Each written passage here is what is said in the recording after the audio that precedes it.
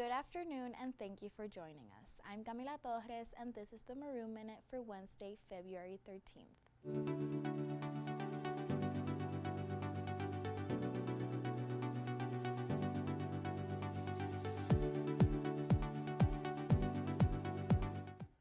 Students with hand, foot, and mouth disease can still go to class if they've been fever-free for 24 hours.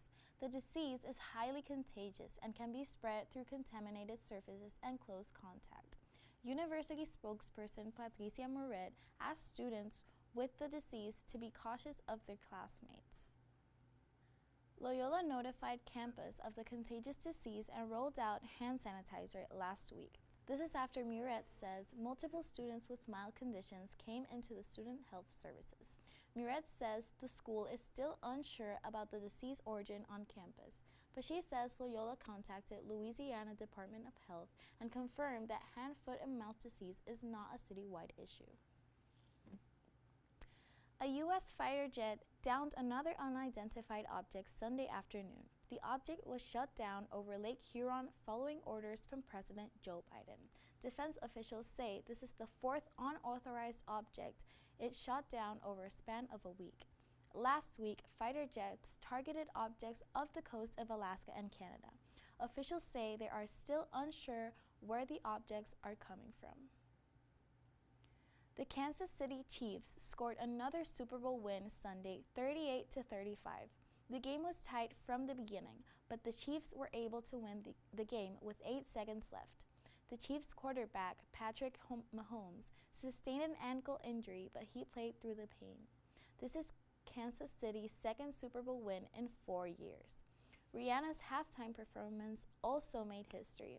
She was the first person to perform pregnant at the Super Bowl. With egg inflation on the rise, bakeries across New Orleans are scrambling to stay afloat. Ray Wahlberg has the story. Bywater Bakery operates almost 24 hours a day to churn out hundreds of king cakes. Customers have been clearing out the shelves, but last year, the hardest one in business. Egg prices are up about 138% from December of 2021. This is according to data from the U.S. Department of Labor. The cost of goods went up. People were not as flush with money as they were before. It's challenging. Conrad says her and her husband are doing what they can to keep the bakery doors open.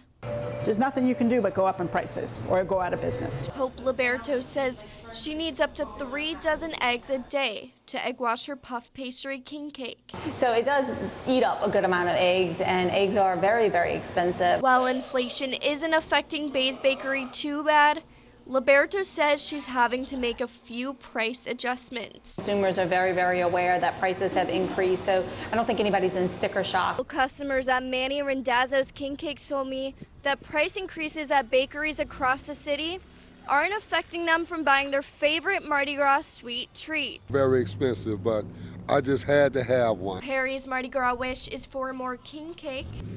I just only like Randazzo. Bakers like Conrad say, And it's time for some nice stability. Thank you very much. This is Ray Wahlberg reporting. Bay's Bakery says it is finally seeing the price of eggs fall, just in time for Mardi Gras week. Thank you, Ray. Last weekend's Mardi Gras mishaps didn't stop celebrators from celebrating. Parade goers waited about half an hour Saturday after a tree branch took out a Pygmalion float head in Upper Magazine Street. The float head collided with the tree branch and fell backwards onto the float, according to Twitter users. The Friday before, a car ran into a pole, causing outages along the St. Charles Parade route, according to WWL. A confetti canyon that hit a transformer also likely contributed to the power outages along the route. Looks like that's all the news for now. Make sure to download the Maroon app to stay up to date with all Loyola news. Thank you for watching, everyone.